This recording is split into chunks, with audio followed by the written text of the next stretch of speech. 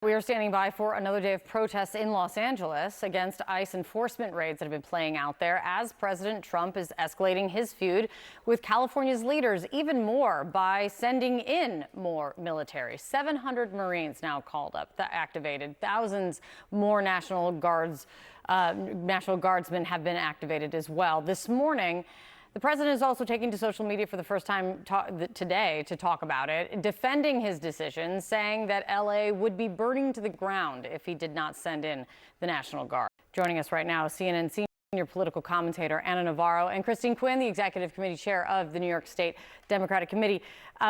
There are real policy issues that are at the center of this, and there is a whole lot of politics that is playing out. Look no further than the president very clearly wanting credit for what he has done. To read it further, his social media this morning: if I didn't send in troops to Los Angeles the last 3 nights, that once beautiful and great city would be burning to the ground right now. And to add a little bit more to this, wanting credit, a spokesperson for DHS was just on with John Berman and said this. I'll read it to you. She says, "I think that things have calmed slightly overnight, John, because of the leadership of President Trump.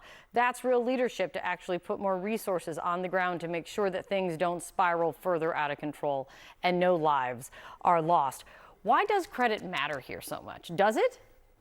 Well, if it's Donald Trump, does credit matter? Is that really a question? He always wants credit. But also, look, I think that when dealing with Donald Trump, you've got to always remember 2 things.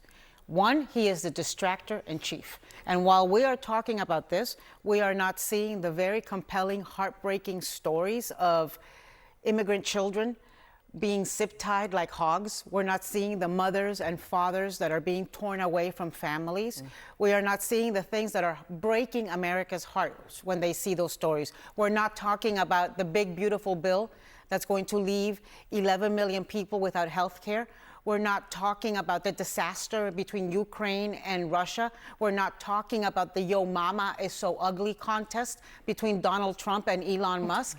Instead, we are focused on this one-way escalation, manufactured crisis, this wag the dog situation that Donald Trump has created in LA. So he's always a distractor, and he's always a TV producer. And here, he's doing both things: producing a crisis to distract us from the very real things that are happening in America. Say that those elements are absolutely at play. Also at play, though, this is just like chapter, I don't know what, between Gavin Newsom and Donald Trump. And Gavin Newsom seeming ready for that fight and ready to do interviews and to get out there, almost as if both seem to see political benefit in taking the stance that they are taking. Do you think that Gavin Newsom and Donald Trump, which one benefits from this very real problem that needs to be dealt with? But clearly there's so much politics wrapped up in this. You know, at the end of the day, I honestly don't know if either of them benefit from this, because Americans don't like to turn on the TV and seeing major leaders fighting with each other. Although that's all we seem to see with President Trump, it doesn't give people confidence. People understand there's protests. People understand that there are deep and appropriate emotions in response to these horrible ICE raids, but they want to know that things are under control. And having the president threaten to arrest a sitting, duly elected governor, you have to respond if you're Gavin Newsom. That has just gone too far. And also, let's not forget that calling out the National Guard without the request of a governor, without there being extreme situations, which LA does not rise to as defined in the Constitution, is unconstitutional. And that's getting lost in this. And the president himself, 5 years ago, said he couldn't call out the National Guard unless he had a gubernatorial request. And now, as Ana said, he doesn't want us talking about all the terrible things that are going to happen to Medicaid and poor people and sick people, and he wants us to focus on how he saved Los Angeles. Look, there are serious protests, and people are acting, a few number, in a violent way, and that is unacceptable. But Los Angeles writ large is not burning to the ground, and Americans need to know that. That is 100% accurate, what you're saying right there. And it is also just pretty pretty wild because you see this, the social media tweet, you hear what the DHS spokesperson said, and then you also have a Republican-leaning member of the county government in LA saying, like, LAPD's got it under control, like literally just said it. And the chief of police also saying that having the National Guard coming in, having more federal troops coming in, that is cause for it risks confusion on the ground. It's not like they're being really quiet about, we've got this. At This is why, this is why the fact that he's now got this cabinet of unqualified, inexperienced sycophants, right? Instead of having a Mattis, like he had in the first term, a General Mattis in charge of DOD, he's got Hegseth. Instead of having John Kelly in charge of DHS, he's got Kristi Noem. And so these people, these sycophants that he has put there for no other reason than they are loyal to him and they say yes to any harebrained idea that crosses his mind, are doing what he wants, are actually putting into effect these things. Whereas before there were adults in the cabinet who would have stopped him and said, no, it's crazy to send ICE agents to the vicinities of schools to scare school children. It's crazy to send Marines to protest where there's a couple of dozen protesters and that are getting smaller by the day. Right. But this time, yes, sir. Tell me how many? 700? Okay, you want more now? Let's send more. But even who's going to be where is the adult going to be, and how this is actually the temperature is going to come down? I think organically it seems that it may be, let's hope today that temperature is coming down, but it's not clear. Right. Because it does seem that a lot of the electeds are happy to get their say in on this. And the LAPD was doing a very good job last night. They were breaking the protesters into smaller groups. It was, winnowing down, and they're trained for that. The Marines are not trained to deal with protest distribution. It's not their job. They are great at what they do. Right. Let's see if it doesn't need to be all combined into one. Well, I guess at least those Marines are not going to be at the parade celebrating his birthday on Saturday. We'll get into that. We've got plenty of days to discuss the parade coming up. Thank you, guys. We are now joined by Hugo Soto Martinez, a council member here in Los Angeles. Thank you so much for being here with us, Mr. Martinez.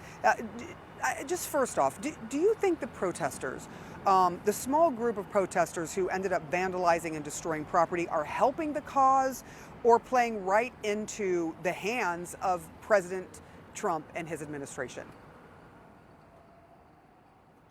Well, it's certainly taking us off our message because, among all the different protests that are happening, something that is very clear is that we're fighting to keep families together. We're trying to uplift the stories of people who lost their parents when they went to work, or children that were at school and ICE agents visited them. That's the message that we're trying to get across. And so we want to continue to uplift that. Obviously, this becomes a distraction and as an excuse to try to federalize or have an overreach of our laws. So we want to get back on message. We want to take a lot of the lessons we learned from the civil rights movement, protest boldly. We can be confrontational, but we don't have to be violent. We just make sure that we don't lose the message among all this anger that we're feeling. You were born and raised in South LA. Your family immigrated here and worked as street vendors, a story that is very near and dear to a lot of people's hearts here in Los Angeles. How would you like to see federal immigration laws enforced? Well, I think that certainly not the way that this president is doing them now. If you live in Los Angeles, you understand that immigrants are part of the very fabric of our society. When you go to the doctor and receive health care, most of the people you interact with are immigrants. When you go and buy, some street food, those are immigrants. For many of the folks that are able to afford nannies to take care of their kids, those are immigrants. We don't see them the same way that Donald Trump is seeing them. But I think what we're seeing right now is just a complete unleashing of his white nationalist agenda. But if I were in his position, I would value what makes the city rich, what makes the country rich, what helps run the economy. Many of these folks are working, hardworking, people of the United States. So I would not be treating them the same way. I would be welcoming them to this country and making sure that they have the ability to have the American dream, like many immigrants have had since the birth of this country. I'm curious what your thoughts are on the fact that President Trump is sending in 700 Marines to the streets of LA to protect buildings, sending in going to be 4,000 troops from the National Guard here, some of whom are already standing here outside of the federal buildings here in downtown Los Angeles. What do you think this is doing for your city, or is it hurting the city? Yeah, it is certainly not helping. It's pretty unprecedented that we have a president turning the military on its own people. In most times, we ask for the support either from the city or the state, and the federal government has come in the past. I believe the last time it happened was during the civil unrest of 1992. But this is not the same situation. We have not asked for support. We have not asked them to come in. And so what the president is doing is adding gasoline to the fire.